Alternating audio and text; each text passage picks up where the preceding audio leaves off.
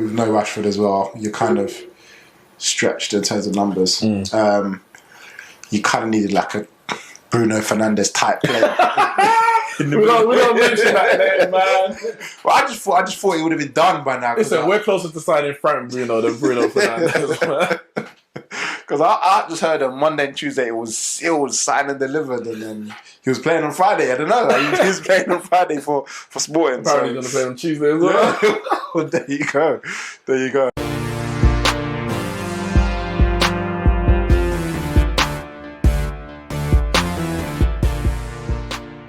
What's going on, guys? Back with the Neeks Sports Podcast after an interesting weekend of Premier League football. If you watch on YouTube, you can see I'm dressed in my West Indies kit because I'm glutton for punishment. Whether it's Man United, West Indies, we can't seem to get a win Edgeware. But I'm supporting the boys today because we've got a big series leveling game today against Ireland, and that's what we're gonna talk about because we don't watch football anymore. Not the way it's going. I'm hoping that World War III comes sooner rather than later because I cannot bear to see Liverpool lift that Premier League title. Even though I've accepted it from October, I already accepted it. Kyle, what's going on? You good? Good. I'm good. Change of attire, clothing. Your team By the fans' request. Change the clothing, change the manager. Last time we were here, we were talking about obviously Ernesto Valverde and whether or not Barca's going to sack him mid-season. No sooner did the podcast go out. Obviously, they must have been listening. Clearly, I mean that's not the first time this has happened. It's not. Give or take a month. Jose Mourinho was like, we were talking about him on a Sunday, and on the Monday he was gone, just like that. I think it was actually on a Monday, and on a Tuesday he was gone. So yeah, Valverde's gone. You happy? Are you surprised? Well, you must be surprised because you said you didn't think they were going to get rid of him. Well, yeah. In the season. It's not usual Barca to do. Yeah, and I genuinely thought that they were going to see out his contract and say bye at the end of the season. But personally, I don't see what benefit they're gaining from sacking him. Like, they're not going to win the Champions League with or without him. Like, it's not happening this season. Already out of the cup. Literally, all they're playing for is La Liga, and La Liga is basically going to be determined this season as if Messi turns up or not for the rest of the season. If he does, more than likely we'll lift it. But it's not going to be a case of a manager will decide whether we win the league or not. So I don't see any benefits of getting rid of him now. The only benefit you could argue is that if the new manager decides to bring in a new philosophy, a new style of football. I was going to ask about the new manager. I forgot his name actually. What is it? Quique Setien, ex-Real Betis manager. I think he's the last La Liga manager to beat Real Madrid and Barcelona in one season, or away from home in one season, or something like that. So maybe they just thought, can't beat them, join or whatever. I don't know. But what is his credentials for? Because put this. There was no talk about him. We're not talking about next Barcelona manager. Obviously, it was Xavi. Obviously, they spoke about Pochettino, but we know his links with Espanyol. But that his name has always been there. I don't think, I'm not sure any other names who were necessarily linked, but his wasn't. So that must have been a surprise. It was. And for me, it happened so quick and so sudden. Their mind must have been set from a long time ago. They didn't just wake up one morning and say, you know what? We're going to get rid of the manager right now and just find someone. And then it just came up with... Like, it happened so fast. It had to have been... They knew about it for some time. And they said, okay, now is the time to execute this plan because nothing's getting any better. But even just by judging by tonight's game, from what me and Ramon saw, the team is still shocking. The team is still... Well, some people are saying around that it's Messi. Messi didn't want Valverde anymore. And basically... They bowed to his wings. But moving on to, we'll get on to the big game. We'll get to the con soon. But Arsenal. Now, I don't mean to say Arsenal we're talking about right now, but obviously you did a video. It's on, by the time you listen to this, it'll be on Instagram. And obviously you've done your match reviewing, talk about VAR and Pepe. And some people, I was reading the comments on YouTube, and some people were like, no, it was a dive. Nah, it wasn't. Because the defender kind of brought his leg back. But he made contact though. He made Or contact. did Pepe make contact with him? Nah, he made contact with it. He stuck his leg out. What are you sticking his leg out for? And he missed the ball. He stuck his leg out, he missed the ball, and Pepe went over it. Rightly so. So you think it was a clear and obvious error? Yeah, clear and obvious yeah, error. I don't even understand how they decided that it wasn't. I can't even work it out. Like, I can understand if there was no contact whatsoever and Pepe went over. But for me, if you're going to be a defender in the box and stick out your foot like that, miss the ball completely, and the man makes contact with it, even if Pepe was tried to be smart and use the contact, then you're at risk. You're putting yourself at risk, and that for me is a penalty. And I don't even. Okay, Mike Dean didn't see it, fair enough. And then on his 500th game, big up Mike Dean. Right. Wanted to make a name for himself, and he rightly done so. And then he obviously said to the VAR, "You man, allow it. Like, don't give it, because that's the only reason. Like, I can't understand it." The thing is, on the FA Cup weekend, there was a kind of a directive that came out saying that going forward for red card offences, referees will be told to go to the monitor to look. And I think we saw that. We half saw it because we saw it against Norwich Bournemouth, where he went to for the second red card. Yeah, you could give it a yellow first, didn't he? Yeah. So he did it in there, but then there was another game where it was the West Ham Everton game. There was a headbutt in that game, and the referee didn't. Was it actually a headbutt? Well, he leant his head backwards, but you could see he purposely meant to hit his head backwards, and he hit Colgate in the face. Do you think it was a red card? I thought it was a red card, yeah. Oh, okay. And, I didn't see that. Some of the pundits who was on the game said that they thought it was a red card. Okay. But apparently now, because obviously there's still a review panel. So they're still going to look at it, the notes of the referee and the notes of the VAR, and decide why the ref didn't give it and then why the VAR didn't give it, and they can still overrule them both and still give a ban. Oh, okay. Yeah. Okay. So But they have to take the notes of both. I kind of, in that sense, like I think we kind of spoke about it before, but in terms of overruling the VAR decision, because VAR are doing what this panel is doing, and so like you're overruling. So I don't know. We've yet to see one yet, so we'll see whether actually someone actually gets overruled. But yeah, for me that. You can see he meant to headbutt him, but just maybe it's because from the back. No, it's not a forward headbutt that they didn't give it. I don't know.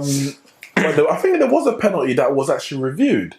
I'm not 100% sure. I just saw some comments in it, and when I watched the highlights of the game, you don't see him actually going over to the screen, but I got the impression that he did. I'm not 100% sure. It was the Southampton Wolves game. Yeah. For the penalty. He didn't go to the screen. No, he didn't. Oh, okay. Because some people were saying, they reviewed the penalty in the Wolves game, but that was still the VAR. Yeah, that was all VAR. Yeah. But that one was clear. Yeah, that was definitely a penalty. But the manager, Southampton manager, was like, it wasn't a foul. No, should never have been done. Actually, both of them fouled it. Yeah. It was two man who came in. But yeah, as I said, they're doing it for red cards apparently now. Yeah. I mean, just do it. Why you have to? Okay, we were wrong, but we're just gonna be. We were slightly wrong. So it's like they're trying to preserve their own dignity. Yeah. They can't just admit we were completely wrong. We did it all. They are. And they're drip feeding us because every time there's a break, something gets reviewed. There's an FA Cup weekend. All right, we'll take a break. Yeah. There's an international break. All right, we'll take a look. We got a winter break coming up. Yeah, exactly. 2 weeks, so maybe something might change. Yeah, well, actually, I think they have an annual review in February anyway. Yeah. And I think handball's going to be the discussion of that one in terms of. I'll be surprised if any laws change the season, because I guess for the whole season you have to. It will change. Yeah, the start of next season, if anything. The handball rules. Yeah, I understand what they're trying to do, but it's just not right. It's not right. It's not working. But yeah, we'll speak about some of the other Premier League results in a bit. We obviously have to start the big game, Anfield. My match review's out, and yeah. So what I'm going to say is kind of just repeating myself in that respect. We didn't deserve to win. I mean, no one in their right mind. I have to say right mind, because there will be people out there who could be like, yeah, we did, but they're not in the right mind. It just can't be. We didn't deserve to win. I would say that the game deserved more goals because we should have scored and Liverpool should have scored. So you can argue at different points. Oh, if they had scored at this point, then it could have been 2-0, could have been 3-0. If we had scored at this point, it would have been 1-1, could have been 2-1 to us, etc., etc. But on the balance of the 90 minutes, we didn't deserve to win the game. But the reality is, nobody expected us to win. Everyone, No, you didn't. I did. No, didn't you? Did. You expected us to win. Yeah, and or you felt that we could get something. No, I expected you to win that. Nonsense. As much as I expected Tottenham to win. I get, well, you're not in your right. You're not in your right. You say what? You expect Tottenham to win? Yeah, and now I expect Wolves to win on Thursday. I mean, if they do happen to lose once this season, you'll be right once. Exactly. So Just once. hopefully one of them's going to come true. So you can say I told you. So. Yeah, cool deal. Man. But yeah, like I said, no one. Okay. 99% of the population did not expect him to win. I'm going to say everyone bar Ramon. I could be wrong. There might be some people out there who did. But, and to be honest, some people were expecting 3, 4, 5, like we're going to get absolutely battered. And what I would say is that it definitely wasn't as bad as the Mourinho game when we played, where we literally, like we lost the game 3-1, but we were lucky to get 1. Whereas this one, I wouldn't say we were unlucky to get 0 because you have to take your chances. But we definitely created more chances or attacking opportunities in this game. But I can't use that as a benchmark because that wasn't good enough. So if I'm using that now, I say, oh, that's the level we're not trying to get to. No, the level we're at now is what we're not trying to get to. But we went to the game as underdogs, so we're always going to have less of the ball and create less chances. So that's a given for me. But what's not a given is when you get those chances, those small chances you know you're going to get, you have to take them. Pereira, now yes, you might say the ball was, he didn't get there quick enough, the ball was slightly ahead of him. But for me, I don't think he anticipated, because he wasn't on the move. Yeah. He waited for the ball to be passed, then he started going and he just missed it. If you're on the move, not on your heels, he gets that 1-1 before half time. Yeah, they may come out after half time actually battered us, I don't know. And then still 1-0 after Salah's missed a goal opportunity. Obviously, we know Mane had a chance right at the end of the half that they saved. If that was my striker, I wanted to score that. Henderson hits the post, that's a great save from De Gea. And that's a Salah already. So those are 3 chances whilst it was still 1-0 that Liverpool could have gone 2-0 up. Whether that storm in the end of at the beginning of the second half, luckily or not, and then Martial gets that chance. He has to score. I was literally just waiting for the net to bulge. I don't, and this is Martial, in front of goal. Anthony Martial. Exactly. And I'm like, and he misses that. I'm like, yeah, that's it. That's the game. Not that we would never create another chance, but when you have 2 great opportunities like that and you don't take them, you know you're not going to be many more. And I was just like, yeah, not that it's not going to be our night because we didn't play well enough, but we have to take those kind of chances. And I actually said there was 3 for me clear opportunities because there was a header from a corner between Maguire and Lindelof. I don't know who he was, but they both were hiding everyone else, about 6 yards out, and the ball went the other direction. I don't know who actually got the touch, whether it was 2 touch or whatever. But for me, you compare that to Van Dijk's one, it's pretty much similar in terms of the way they rose, pretty much unchallenged, and they don't score. So you get those chances, you don't take them. And in Liverpool, as they do, in the end, they create enough chances to score. Salah got his first goal against Man United. I think actually the first or second goal that front 3 for Firmino, Mane and Salah's actually scored against us. And yeah, Liverpool 16 points clear of a game in hand. Man United 5 points off top 4. That's my thoughts. Just not good enough, man. Not good enough. And I say that too many times this season. Just not good enough. And I can't see much changing between now and May. How did you see the game? Yeah, it looked like it could have been a lot worse, especially in the first half with the disallowed goals.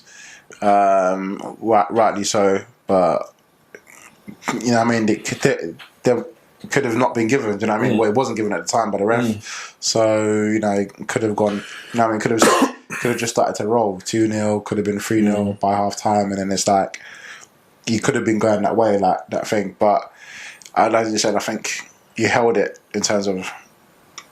I think even looking at the team, not that you had much to choose from, but you didn't want to get battered really. So I think Ollie went out to not. We're 2 fullbacks on the left hand side. Yeah, exactly. You went out to not, to try not to get banged instead of maybe going out to win the game. But with no Rashford as well, you're kind of stretched in terms of numbers. You kind of needed like a Bruno Fernandes type player. We don't mention that, man. Well, I just thought it would have been done by now. Listen, we're closer to signing Frank Bruno than Bruno Fernandes. Because I just heard on Monday and Tuesday it was signed and delivered, and then he was playing on Friday. I don't know. Like, he was playing on Friday for Sporting. Apparently he's going to play on Tuesday as well. Well, there you go. But in terms of the overall, like, the game is what it is. But I think in overall terms, in terms of like sort of Liverpool Man United, I think the gulf was there. You could see it, and you look back to the Old Trafford game, you're thinking you just needed to. If you won that game, just would have made things so much different. But now you haven't. That's another game. You didn't beat them, and we should have won that game. Yeah, you should have won that game. And then but I think chances. You don't take your chances, and Liverpool will get. But they create enough attacking opportunities that one of them are going to go in. Yeah. So you can't bank on getting a clean sheet against Liverpool. Yeah, exactly. And okay, obviously the last goal was in the 93rd minute, and that is look worse. Could have been a 1-0, and then it looks even better. But I do think it was a 1-on-1, and I feel like Daniel James wasn't strong enough. Like, it's hard because that's the type of person he's not built to be a Traore sort of thing. But I just felt like he was going to get there, and then he was there with him. He just held him off to pull it in. That's the quality of Salah. But that's the thing, because I'm looking. I was literally just hoping that he didn't foul him, because it would be a red card. And what's the point? Like the game's kind of lost at that point. And you give away, it could have been a free kick obviously outside the box, or you give away a penalty, whatever. I was just don't foul him. I wouldn't put any blame on De Gea, because he was kind of obviously tracking back, and then he has to set himself, and he kind of went for his legs.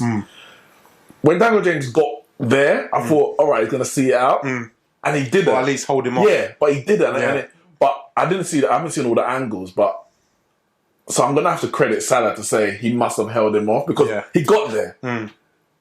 Like, you'd think that the only reason he didn't get that kind of goal side is because Salah must have used his right arm to hold him off. I don't know, innit? But and then when he took off his shirt, obviously he'd been in the gym, so that's my strength to hold up. Well, Daniel James, he probably never been to the gym in his life, lifting weights.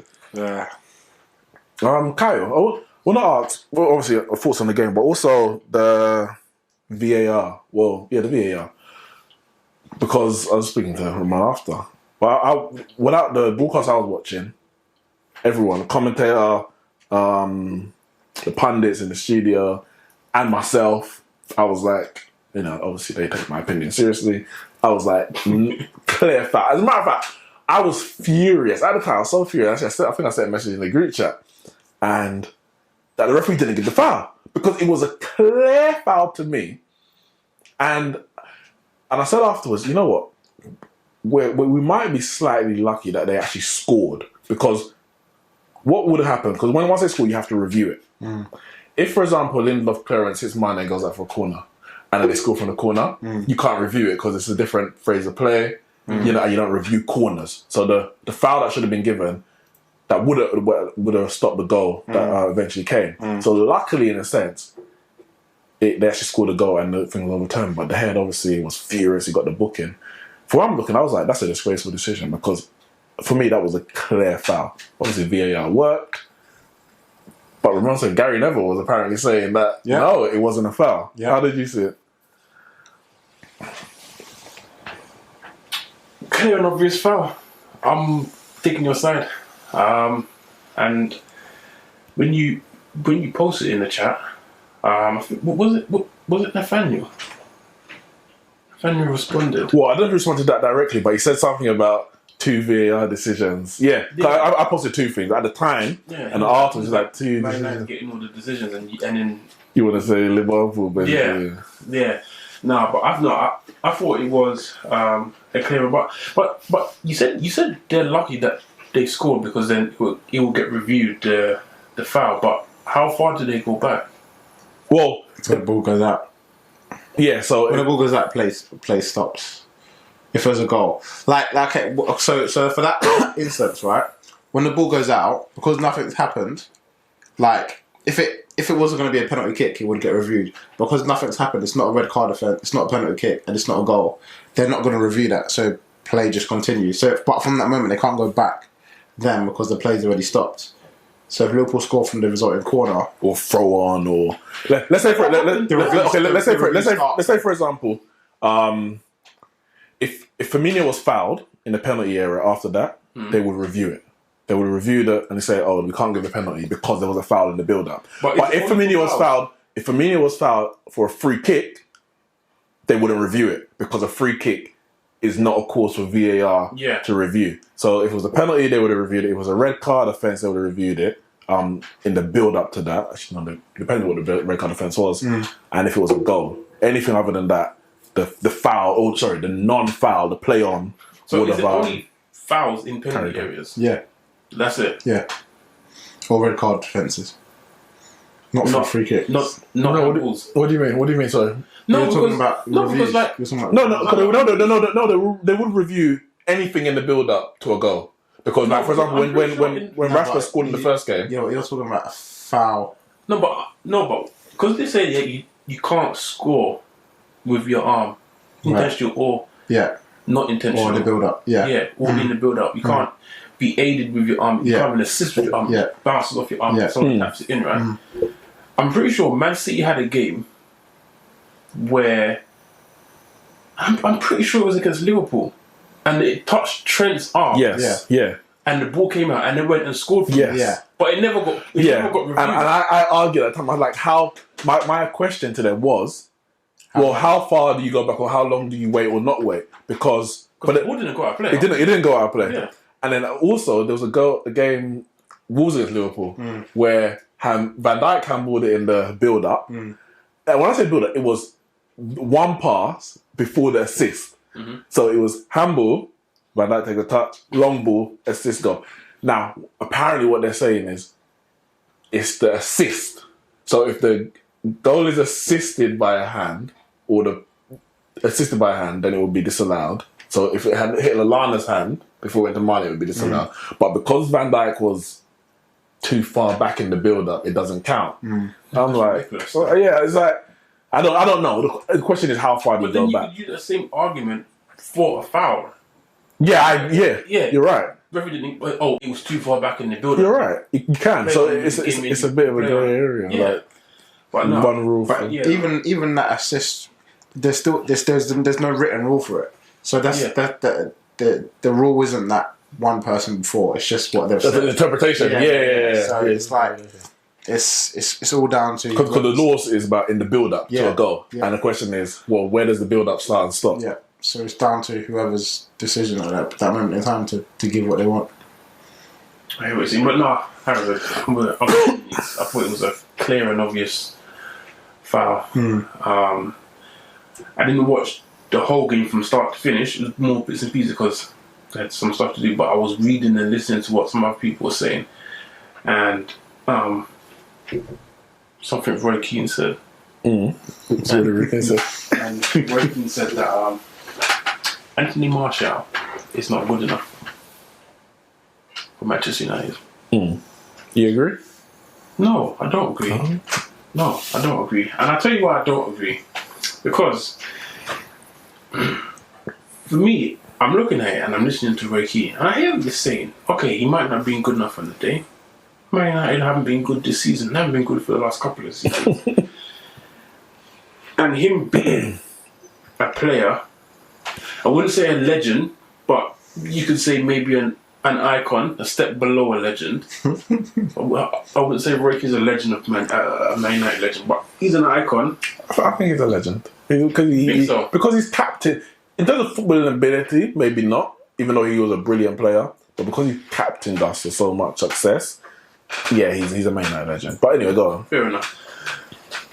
His head is probably still in the old days, and he's looking at it and he's thinking, Man United were this, they were this good, and he's thinking, Anthony Martial isn't a player of the same players that I played with, or even players.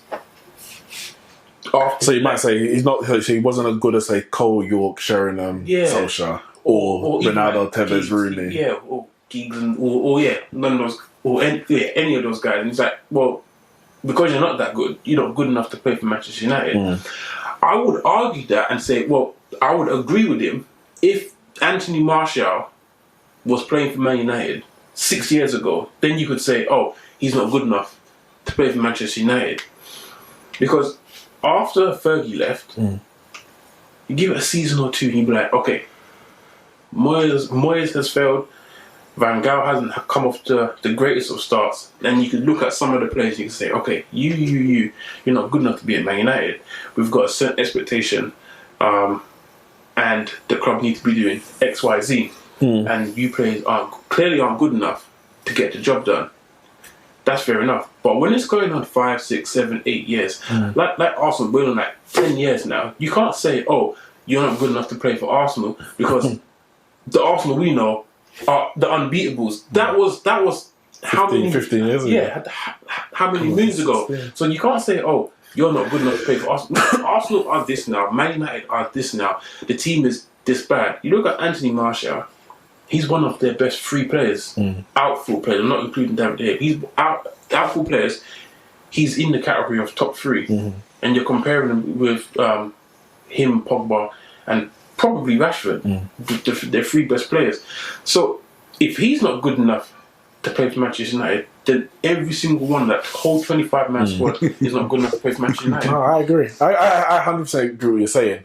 99% agree with what you're saying. But what I would say is that I think Martial, maybe not the 99 squad, he wouldn't get in there, because obviously you've got 4 strikers there, like between the no one could penetrate that. You know, maybe Alan Shearer, but he chose his bed and he didn't have any Champions League medals, so that's his problem, isn't it? But those 4 strikers, I wouldn't change anyone for them at that time. So Martial wouldn't get in there. But we've won titles with Welbeck in the squad, with Chris Eagles in the squad, Kieran Richardson. Yes, we've had Rooney, Ronaldo, Tevez. But for me, Martial, he doesn't get in ahead of any of those 3. But if we're talking about 2008, 9, 10, 11, 13, he's good enough to be in those teams. Or in those squads at least. In the 2013 team, possibly as a left winger, possibly.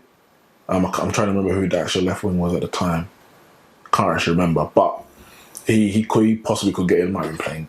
No way they're playing gigs there. No way. I can't remember actually. But that was the Van Persie season. He could get in on the left wing. So I would say he's good enough to be a Man United player. Is he as good as those players that Roy Keane played with? No, he's not. But as you said, people might say, oh, you can't just change your expectations. But you have to also be realistic. The question I would ask, and which might support Roy Keane, is say, are we able to attract the quality of player that we had that you played with? So can we get the best 4 strikers in the world, or 4 out of the best 10 strikers in the world? You'll say no. So if we can't get those players, if not available to us or don't want to come to us, or they're playing at other clubs, whatever it may be, then you have to say, no, he's good for Man United. If we can get those quality players, then you can say no, he's not, because that means if those players are available to us, you go and replace a Martial because he ain't good enough. You go and replace a Rashford because he ain't good enough. You go and replace whoever you want to talk about. But no, I hear what you're saying. Like, some people, we are, and it's not, it wasn't too long ago, to be fair. So it's not like we're living in the past. I remember within the last 6 years when we won the bloody title. So it's not that long ago. But I think, that's harsh, because for me, Martial is, I would say he's our most important player. Pogba's our best. But if Pogba plays and Martial doesn't, I think we get worse results than if Martial plays and Pogba doesn't. Because we don't have any striker. We don't, I'm talking about proper number 9, hold of the ball, link the play. If Rashford plays that day with Pogba, it's not going to be the same, because Rashford is not that kind of guy. He likes to run in behind, he likes to get on the ball and face his defender. And I don't think there's anyone who can do the job that Martial can do. Equally, to be fair, there's no one that can do the job that Pogba does, so we need both of them. So I think Rocky is wrong there. But he was right about some of the social Lampard stuff he was saying.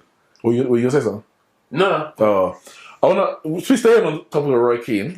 He spoke about, well, they were talking about Oli, whether he's good enough, should be sacked, blah, blah, blah, between him and Carragher. And then he brought in the Lampard comparison. Now, obviously, at the start of the season, you were scathing on Chelsea's transfer window.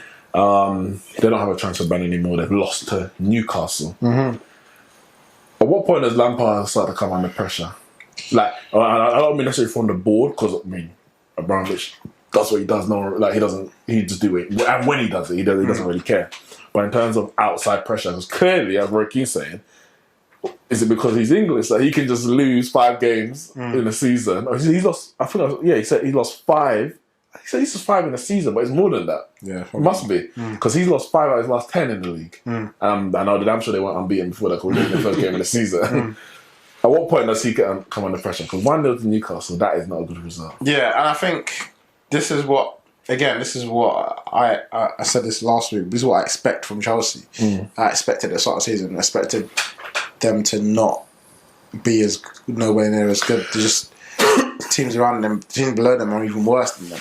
So they're just, but because they're in the top 4, you look at the league table, you say, oh, they're 4th. Yeah, that's what they wanted to be in the season. So, yeah, right. But, you know what I mean? But it's like Man United are 5th. Everyone expected that. But you can't just... Yeah, but they're catching life in terms of the other teams around them.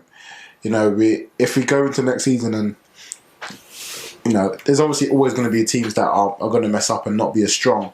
But Man City, Liverpool, Tottenham, Man United, Wolves, them teams, if they all come again next year and push Chelsea down, then he'll be under a lot more pressure. He would obviously, I think he'll get a blah this season because they didn't sign anyone at the start of the season. 8 games, by the way, they've lost. Yeah, so more than Man United. He'll get a, you know, the start of the season they couldn't buy anyone, so he'll get a buy.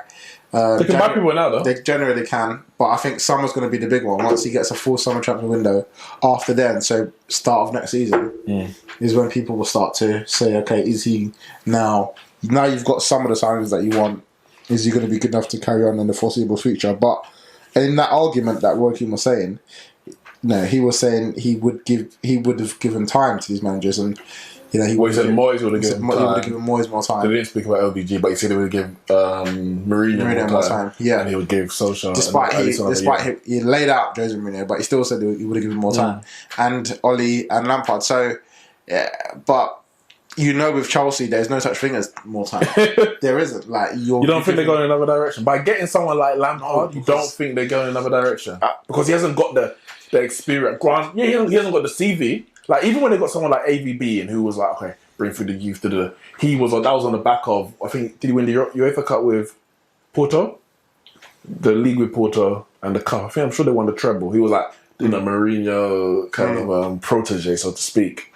Lampard hasn't got that. He went to Derby, failed to get them promoted. Did they get in the playoffs? Yeah. Okay, failed to get them promoted, which obviously was their criteria, and now he's got the Chelsea job. So surely they can't be saying, you know, now you're gonna go challenge for the league. I don't know, like I just don't think you know Roman. How I know Roman, because see Roman, no matter who he brings in, he can get chopped at any point. I don't care what your CV is. I don't care if you're a Champions League winner, Roberto Di Matteo. You can get the sack when I feel like club legend or not. He will sack you when he's ready. So. Lampard might get sacked tomorrow for all you know. Roman don't care. And he will stand up there and say, Chelsea fans will just forget because it will splash 100 million in the summer and someone else will come in and they'll win the league. And they'll be like, oh, Lampard. Oh yeah, we did have Lampard, didn't it? Yeah, remember that? Yeah, you're not good enough. You're not good enough. So like, Roman don't care. Lampard can go when the time is right for him to decide he'll go. And I think Lampard will go. He's not. I don't think he'll be a long-term manager at Chelsea. Just because of the way that they are, you know. Even if he wins the league, I don't think see him staying for years and years to come because things change. And I think in a sense, Chelsea kind of got that right when you look at the amount of titles that he's won. They've made decisions ruthlessly, but have been able to progress. Whereas other teams hold on to managers and are dropping further and further down. Or changing at the wrong time, bringing in the wrong type of manager, not willing to get rid of them straight away. Like, if Roman was maybe in charge of Man United, Oli might have already been gone and someone else would have come in and the changes already began because he's ruthless. And sometimes it doesn't always work, but sometimes it does. And he's proven that.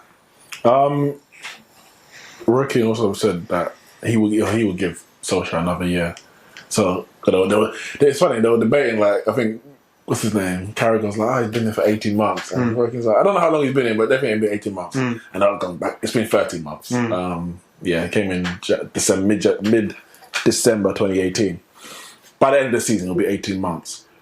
If, for example, Man United stay in the same position, we finish 5th, football's exactly the same, results are as inconsistent, but we finish 5th. Chelsea 4th, Wolves, let's say Wolves 6th, as the top 6 is now. Would you give Solskjaer another, if you were, I don't know, Ed Woodward, would you give Solskjaer another year?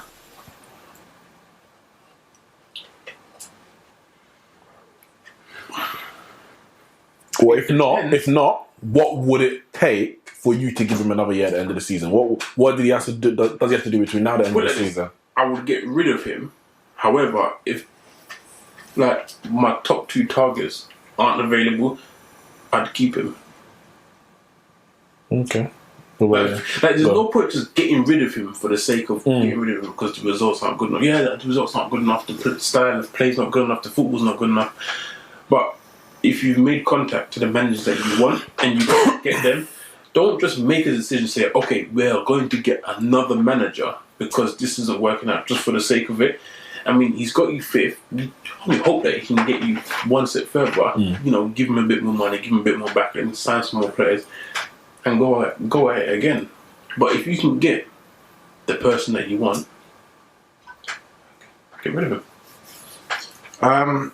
For me, I kind of look at what your targets are, and are they met?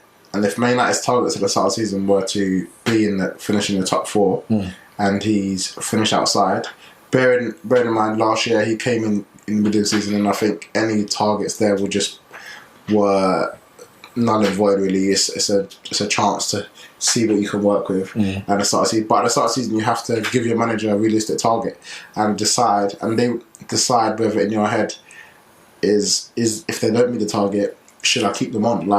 Because how long are you going to accept failure? Because top 4 is a target to build on. You want a top 4, but that's not the be all and end all. You want to then go to start challenging for trophies. So if you fail to get in top 4 this season, you're thinking, okay, do you get one more chance, or do you go? For me, it's about having the right person available. I wouldn't sack him if there was absolutely no one available. If you finish 5th, if you finish outside the top 6, then there's a place to say you not just missed the top 4, but you also missed Europe completely. Yeah. So there's no one will say, yeah, you know what, you can go.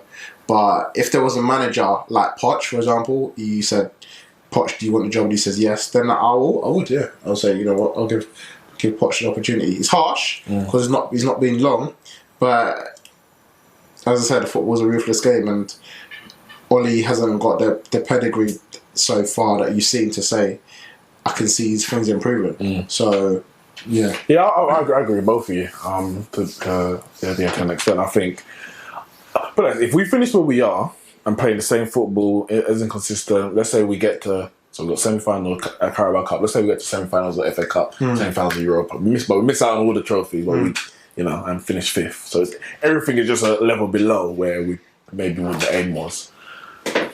I don't think Wood would actually get rid of him. I don't know the full reason, but for me, if Woodward sacks Solskjaer, he's admitting that he, for the 4th time, has failed.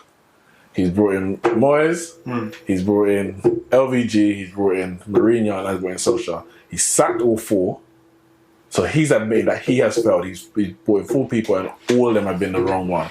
So I think he would probably try and give Solskjaer as much time as possible for his own sake.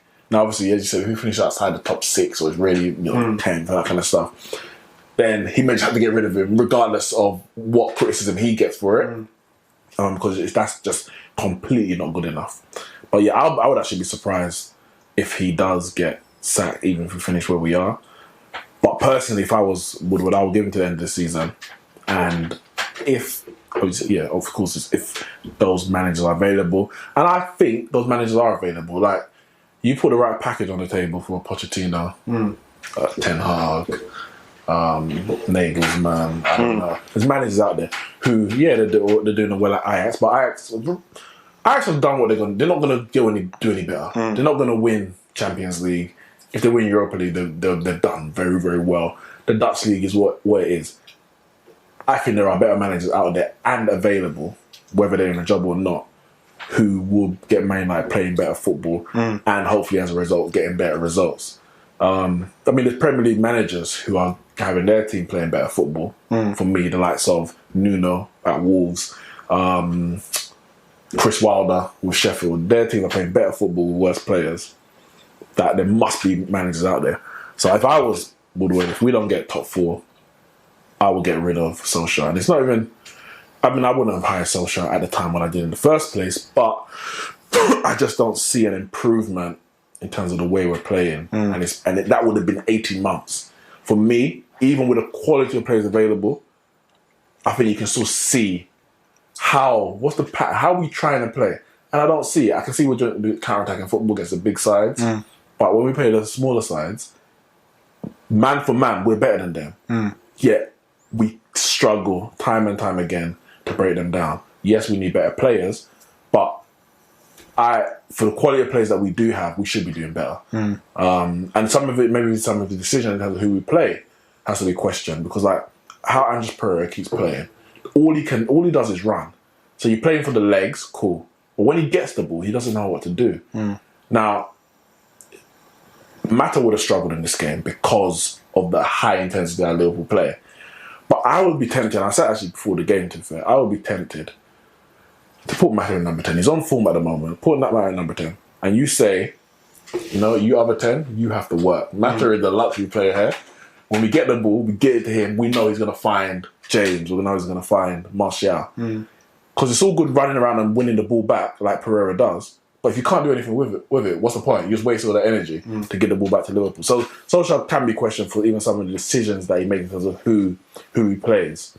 But the biggest thing is that the football's not getting any better, and it doesn't look like it is. So yeah, I think there's better coaches out there. But as I keep saying, until we get director of football in 2 years, 18 months, we're going to be back here saying the same thing. So we can change it, and we can get top 4. We've got top 4 under Mourinho. We've got second under Mourinho. We won the FA Cup under LVG. But it's all going to come back. It's all going to go back unless we have a proper direction. And Woodward's not the guy to lead us in that direction. Arsenal. So they drew 1-1 with Sheffield. They did.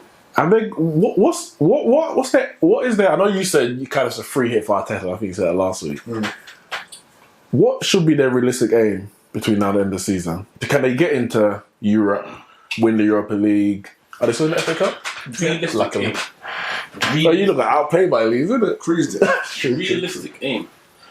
The aim for me, I feel, for Arsenal, if we're being honest, we're being realistic, the aim is, it's not about finishing. Like Ramon said, it is honestly just a free hit. As long as they don't get relegated, which they shouldn't do. They shouldn't do. But it's tight down there. It's tight. Norwich won, isn't it? As long as they don't get relegated, I think the aim is, it has to be working on the whole, as Ramon says, the biggest part of football is that morale, that confidence, the team morale. That's what he's got to go in and do. He's got to bring that team together. He's got to get them playing better. Forget the results at the moment. They've got to, because everyone said it from day one, from when Unai joined to the day he left. No one could see an identity. No one knew what kind of football Arsenal was playing. Whether it was formation, tactics, the style of play. No one knew what was going on. Every week it was something different with that guy, and no one knew what. And the players probably didn't even know, and he didn't even know what his best 11 was. To the day he left, he didn't even know what his best 11 was. So Arsenal, when you lot played back to back, saying unchanged teams, everyone's like, "Whoa, what's going on there?" He obviously didn't get the memo. Yeah. So Arsenal probably lost all identity. Some of the players there probably forgot what it was like to play consistent alongside the same players week in, week out. And so, for me, the realistic aim for him is basically just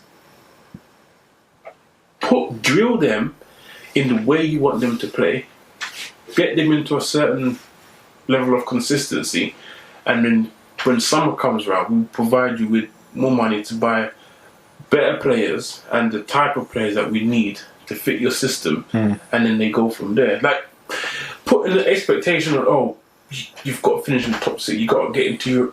Forget that, man. Just forget that. I mean, the best you could say is win Europa League, get back in Champions League. But even then, I think that's asking a bit much. Literally, I think that's asking a bit much. Win the Europa League. Like, in terms of league, it's over. Position doesn't matter. It's pretty much just get them back on track. I'm not gonna lie, I'm a bit disappointed. I think everyone got the same mentality as Arsenal right now, all the fans. Like, you know, it's a bit... Cause Arsenal fan TV is not exciting. No one's angry. Like, if this was on the and they drew Sheffield at home, because they won it everyone will be angry. I tuned to Arsenal fan TV and I'm not even seeing no exclamation marks next to the title. So I turned this off, man. Yeah. Yeah, man. I know Robbie wasn't there. Shout out people. I didn't turn it off because you did a decent job. But I just wasn't... you're just too calm. You drew Sheffield.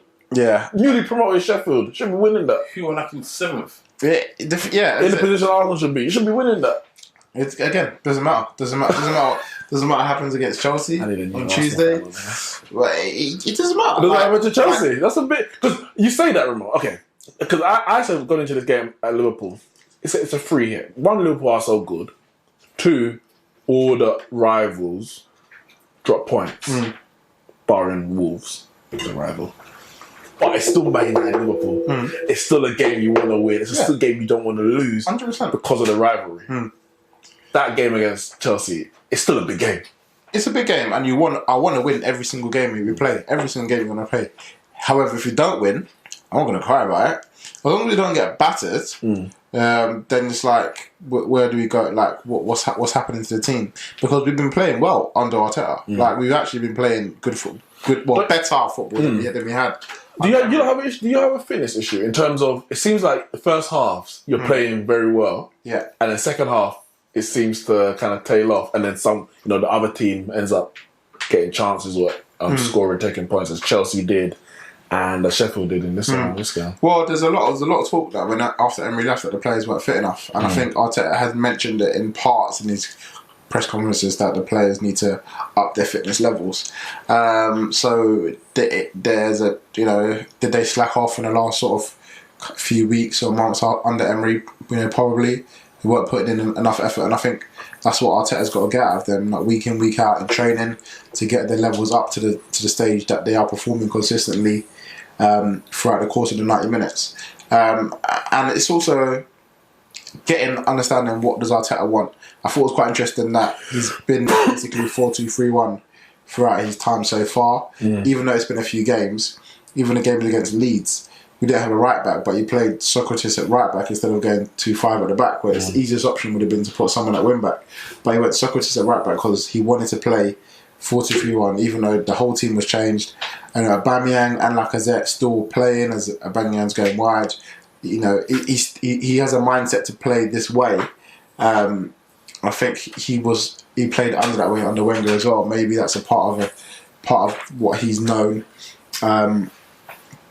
being under Wenger and playing in that formation with Arsenal, that he's trying out. And I think with the players that he's got, it's hard to see, because if in the summer Aubameyang goes and Ozil goes, we now need a number 10 to play 4-2-3-1. If you don't have that player, is he going to go to 4-3-3 as well? So it's kind of fitting around the players that he wants. But the players need to understand the philosophy of what he wants as well. Once they get that, then I think you start to build your confidence starts to get up, and you start to go forward and try to win games as much as you possibly can. For me, the league's done and dusted. But there is a Europa League to win. Like, there's games in that Europa League Arsenal should be getting to the quarterfinals, semi-finals, and at that stage, it's then now up your levels to win this competition. Like, up your levels now to win it, because you can win it if you play that. If Arsenal play at their best in Europa League, they can beat any team in there, but they have to be at their best in those final 6 games. So, for me, if I was a manager, I'll be looking at it as play your best now in the league, even though the league's done, to get ready for the big 3 months. And would you start resting for like? Would you prioritize? I'll prioritize Europa. I think, especially like the thing is, some of these teams are so dead that you don't even need to at the moment. Yeah. Like it's so like you can literally rest you can play some of your second string in those games. But we saw under Emery that we lost some of the first leg games. I would say go all out to win the first leg, get it done and dusted 3-4-0. Then you can rest up in the second leg and then go through. So I think don't take it any game lightly in Europa League. We've got Olympiacos. Like they're over there in Greece. They're going to be mad. They're going to be on it. So be wary that's going to happen. But that would be me saying I'm cool with wherever we finish in the league. Win Europa League. Let's get Champions League for next season if possible. Like, you know what I mean? So. Yeah, I mean, if you got Champions League football, whatever it means, that would be big for Arteta. Final topic, I just want to talk about a certain wonder kid. Made a. I'm not gonna lie, Martinelli played very, very well in that game. Missed two sitters before he got the tap in. 9 goals in 10 starts, man. He's trying to match Mason Greenwood 9 goals as well. I don't know, but yeah. So shout out Ryan Brewster, got his first professional goal. I just senior goal. What am I saying? Yes, wonder kid. Yeah, we're in the transfer window.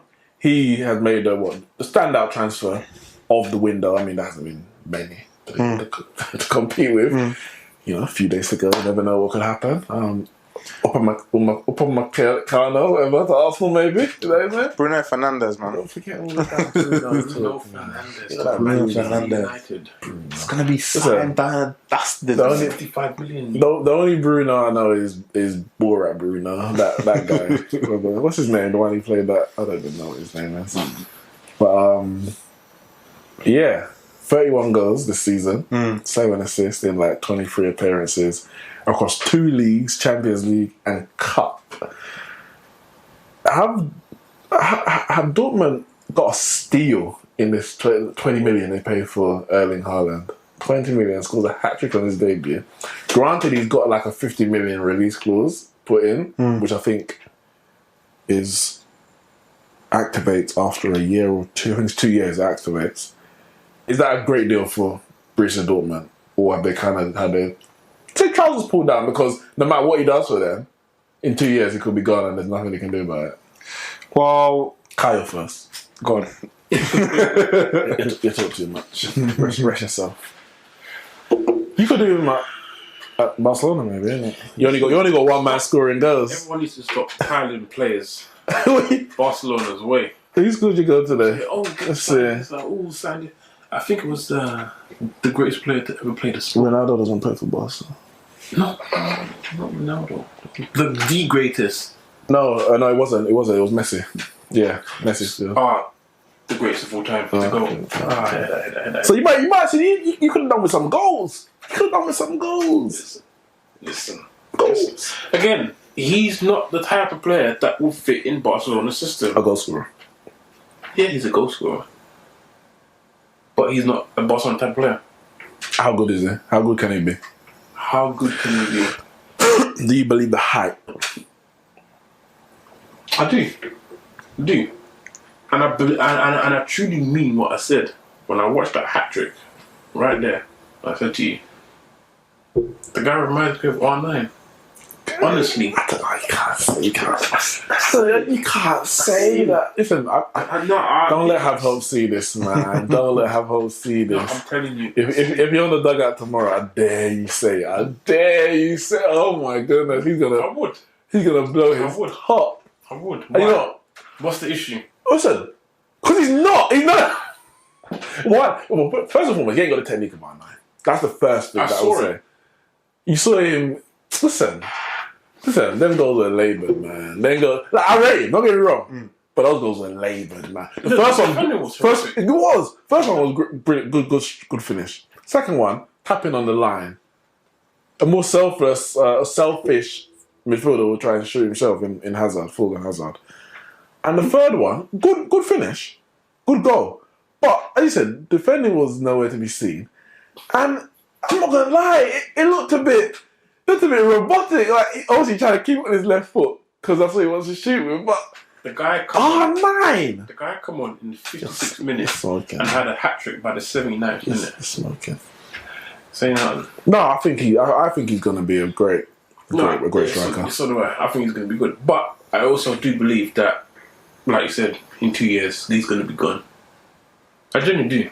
Like, 50 million is nothing in today's market. And to get... And in 2 years, 2 years from now, it's going to be even less in that market. And 2 years from now, he's going to be 20. Someone's going to be signing a 20-year-old for 50 million. That's probably scored 30 goals in all competitions for the last 2 years and say, okay, we'll take that. And then we'll be on our way. And it'll probably be Real Madrid. Benzema will be done and dusted by then. They got Jovic. Who? Jovic. Oh, so Benzema will be gone. And they'll be looking for a new striker. You know, fill that gap that they've been missing for Ronaldo and sign the new R9. Is you with me? I forget. I'm gonna have to cut that part. Anytime you hear R9, Javon, if you can do like a sound recognition. Anytime you hear R9, just cut that from the recording because I can't associate myself with such blasphemy. R9. Anyway, I'd let Have Hope deal with you tomorrow. Man United was obviously in for him. That was clear. And I don't know if I'm disappointed / angry or I understand in this or I'm understanding because player we could have done with 100%, especially now that Rashford's out for 2 to 3 months with a stress fracture. Now we're lacking in the forward positions. Even if Rashford wasn't, we still were lacking in the forward positions. But I don't know if I could deal with Man United signing a guy 20 million, cool. You make a £30 million profit on when you sell him. But you don't have no control over whether you can keep him after 2 years. And there's any old club. Wait, but did that have to be the deal? Well, apparently so. Apparently that is what's his name? Raiola said he just chose Dortmund over Man United. But the fact that they put it in his Dortmund deal, you would suspect. But that's because they're a smaller club. It gives them the option to get out. If you go to Man United, you want to be there for life. Well, put it like this. For me, the only way we would have got him. Well, this Man United. sound like you want to get out after 2 years. Well, yeah, it's true. But so that's why I'm like, if Haaland wanted to come Man United, like, look, Raiola, this is the only person I want to go, then they would have taken out the release clause because the player's kind of decision is kind of fine. It's the agent just does the work of the player. Clearly, his want or need to come to Man United wasn't that desperate. For me, his best career move was to go to either Dortmund or Leipzig, go to the Bundesliga. It's a step up from the Austrian league, develop their teams that give players young players chances. You can slot right into the team because they're both looking for a different forward. The other forwards ain't playing so well. And then from there, once you've kind of proved yourself in a better league, in European league, everyone's going to be after you. You come to Man United in this crisis, it's probably going to do your career worse than it would do good. So I think he's made a correct decision. But for me, as far as I'm aware, that was the deal on the table. He had to have the release clause and he gets the percentage of the, I think it's either the send-on fee or something like that. Him and the agent and his dad, I think his dad works as agent as well. And I think that's just too much. For me, as a Man United fan, I'm like, nah. We're a bigger club than by that, in name alone. Don't care about that. All fans don't care about 2 years he's gone. Yeah, for 2 years. We developed him for 2 years. He's not even in his prime, 21 years old. He's gone to Real Madrid. Now we're looking for a new guy. And we get 50 million for it. It's not like it's 150 or 200 million. If you look at the big picture, right? If you look at the bigger picture, say he comes and for 2 years he's banging, right? And then all of a sudden this 50 million is looking like a steal for all the big clubs out there, Barcelona, PSG, Liverpool, whoever. They want to come and get 50 million. Obviously, Man United know this. 2 years come, okay, you've been great for us. Here is a mega deal contract. Stay here. You keep him. You could.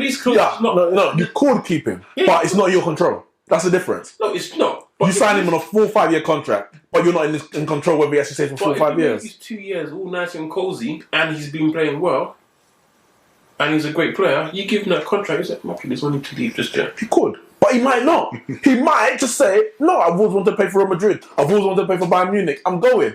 Now, sometimes it's got to take a gamble, isn't it? You could. It's 20 million. But for me, 20 million? For me, it's literally the spare change that fell out Ed Woodward's pockets. Oh, I just found 20 million. Let's go buy Haaland. Literally. I hear you, Carl. I hear you. But for me, I don't know, man. I would if in 2 years' time, this guy say he got 2 back-to-back golden boots. We ain't won the title anyway. It was like say Harry Kane, 2 back-to-back golden boots. He finished in top 4. Now he's coming to his prime. Yes. The Real Madrid can't 50. He'll come out and feed the club. Some feed the club with a big boy. Nah. So I said, but that's why in those 2 years, you take a step. You buy Bruno Fernandes too. you bring in a right winger, and you get another centre back and a left back, and next thing you know, the team's all looking juicy. And at the end of 2 years, Helen's like, well, now we've got a team. Next year, it's Arya win this title. Give him the contract, and he stays. You've got to play your cards right. If Raiola wasn't his agent, I would have some agreement with you. Not more, because I have none at the moment. But I have some. But Raiola is such a guy where he will force Haaland to move by saying so. But look, Real Madrid's bigger. Real Madrid and Barcelona are bigger cousins. They always have been. In 2 years' time, they're still going to be bigger than us. If those teams come in with him, Raiola will make sure that move happens. Trust me on that. So why is Pogba still there? Because he doesn't have a 50 million release clause. That's the only reason. Because we're in control. And I've seen it enough under Raiola with the players that for me, that release clause couldn't do it. But I would love to have Haaland, and we need it. We need a forward. Listen, we've got 11 days, 12 days left in the transfer window, innit? So Haaland's not there, but there are still forwards out there. We've been linked with Dembele. Goose? No. Musa from Lyon. Damn. So yeah, there's still forwards out there, and Solskjaer actually spoke about today, possibly going into the market for someone if it's the right one. That's a phrase I keep using. Listen, they're the right one, innit? Trust me, because no one is the option, the other option. Cavani's available. He is actually, probably more so at the end of the year. I'll take Cavani. What are you talking about? I will take Cavani in a heartbeat. In a heartbeat, I will take Cavani. So you should. Is that what it's come to? What did it come to? Cavani is a good striker. He even wins the Champions League. Don't get me wrong. We're not in it anywhere. He's a great striker. But Haaland, how good can he be? And as a rider to that, Lacazette has been getting a bit of criticism this year. Is he not a player that maybe... Because Arsenal weren't really linked with him at all. Man United were. Obviously Leipzig, Dortmund, and they said there was a few other Premier League sides, but I never heard Arsenal mentioned. Maybe you don't need him. You got Martinelli, you say. Yeah, I wouldn't have. You like to sign him, but you look at the teams interested in him, and you think we don't need to get involved in a fight for a player, for another player like that. I don't think he would have come here at this rate, and I think that Lacazette hasn't been in the best form, but we've got a striker in Aubameyang who can do what the left winger. Yeah, he's an adaptable striker, can play anywhere he wants. Play left wing and still scores goals through the middle. So same with Martinelli, started at left wing and still scores. I think I'm quite happy with our front line at the moment. Could do maybe one more on the left wing, just to give a bit more competition. But in terms of Haaland, I think we know what's going to happen. I don't know why we're talking about it. In 2 years' time, he's going to be Bayern Munich's greatest ever striker. He will be. No, I don't think you're wrong. It's just funny because that's what Bayern do, isn't it? He will be. Yeah, you Bundesliga develop our players, and I'll just. The new Lewandowski is there, ready. We just need to just sign on the dotted line. Aren't they 4 points off top? Who? Bayern Munich. Did they? What was their result this week? But they won. You know what's going to happen. That league is going to get chunked out, especially if they don't win the league. Especially if they don't win the league. I mean, Haaland might leave by the end of the this season or whatever. I genuinely 100%. I don't even think there's any question about it. £50 million, Bayern is going to slap that table and he's going to just take the step up. And I don't like to see it, but it's just what it is now. We kind of know it. And surprised Sancho ain't gone yet. Maybe we'll see him go there at the end of the season. Man United play in the summer. Oh yeah, that's it. Koulibaly as well. Ready and waiting. I'm saying they've got Haaland 20 million now, Bruno Fernandes as well, and then in the summer get Jadon Sancho.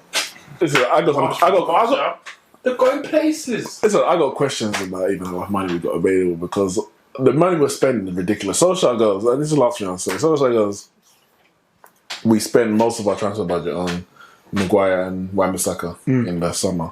80 million, 50 is 130 plus 15 on James. It's 145. We sold Lukaku for 70, so the net spend on 75 million. Man United, we've got like the biggest turnover in the world. So actually young. No, I'm talking about in the summer. In the summer, 75 million. We got 2 million, I think each loan fee for like Smalling and what's his name, Sanchez. So we've got 70 million. That's our budget. But we broke. Like, what the hell? What are the Glazers doing? That's why I'm not even going in on Solskjaer, like sacking them. Because, yes, tactically there's certain issues. But when you're spending 60 million per summer, and that was the last season of Jose, same thing, 60 million. 70 million last summer. 40 million more than Arsenal. You're saying don't talk about spend. Don't talk about net spend, innit? Man trying to revamp the squad and you're giving him peanuts. You're giving him peanuts to deal with. And a manager of his quality needs more than peanuts. Certain man can deal with peanuts. Like, Pochettino got Spurs where they did with peanuts. Solskjaer ain't got that. He ain't got that. So, yeah, he's been dealt a bad hand, man, but he ain't playing it right. You know in blackjack, that's how you get a bad hand, but you know how to, all right, I know what you're going to do. So if you play that and let it come back to me, I can. He needs a winning hand. He needs a winning hand. You get that, man. Trust me. What, Bruno Fernandes? Just give it a couple of days. In fact, I've actually got some breaking news for you right now. Do you? On the podcast. News are coming out of Sporting Lisbon today. This evening. Bruno Fernandes has told Lisbon he's desperate to join Manchester United. It's just agent fees complicating their transfer. So it's there. It's just there. You just need to A and B around there. Maybe get a Lingard over there, and that's it. Done. Deal. All right. We'll leave it on that breaking news. Put that in quotes because I ain't come through to me yet. I don't know the source per se, but I'll take Ramon's word for it. Just the minor details of Bruno Fernandes to Man United. We need more than that anyway. It's a bad day. It's a bad day for Man United. Today, the golfing class between Man United and Liverpool was shown. And maybe they're 30 years of... They were singing it. They were singing it. They're believing. But now they're saying, we're going to win the league. Liverpool fans, 30 years. Man United, who knows how long it's going to take them to get back up there. Guys, thanks for listening. Thanks for watching. That's it from me, Kyle, and Ramon. Make sure you hit the like, subscribe button, share the audio, share the video. Subscribe to us. Follow us on all the social medias. We'll see you soon.